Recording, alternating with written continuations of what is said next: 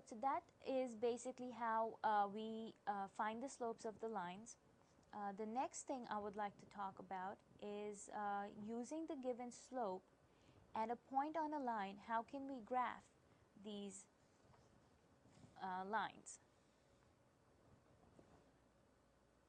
Okay, so we want to use the slope and a point on the line to help us graphing.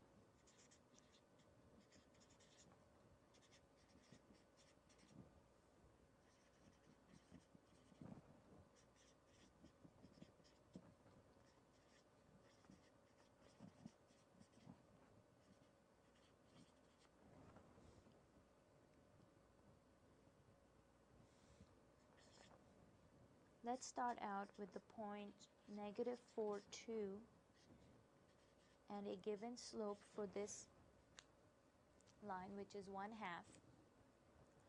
Now always remember, slope is where we said the ratio of the vertical change to horizontal change, or rise over run. So we want to use that information to help us in graphing this line.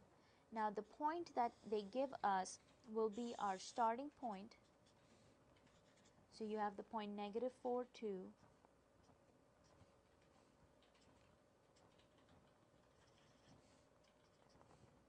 which will be the point right here. Now, using our slope, we want to try and graph another point for this line.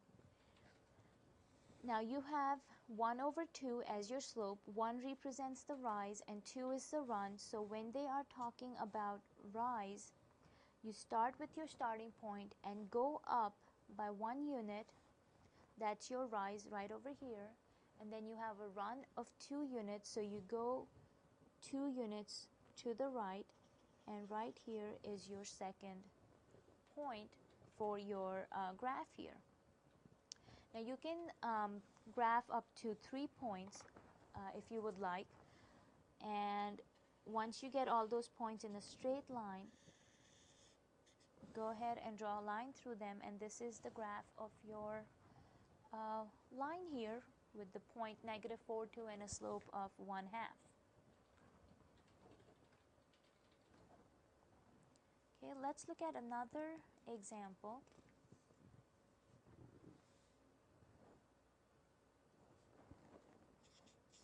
Let's say this time the given point is 0, -4, and our given slope is a -3/2. Okay, again you want to do the exact same thing. Start with your given point, which is 0, -4. So that's your y-intercept, as you can see. And using that as your starting point, we will now use our slope to come up with 2 more points. Now you will see you have a -3/2 as your slope, so this represents your rise and this represents your run. Since you have a negative, instead of going up for your rise, you will go down by 3 units. And your run still is a positive number, so you will go right by 2 units. So go down 3 units from your starting point and then go right 2 units, and you have a second point. What you could have also done is you could have made your rise positive and make your run negative. It would still give you the desired effect that we are looking for. If we put the negative on the denominator, then your rise is still positive, so you can still go up by 3 units. And since we made our run negative, you can go to the left by 2 units. So just change the direction, and you have your 3 points for your graph. And you will see that that's what the line looks like. Now you will see that we looked at 2 different examples here, one with a positive slope and another one with a negative slope. You will notice how different these 2 lines are. Let me see if I can get these.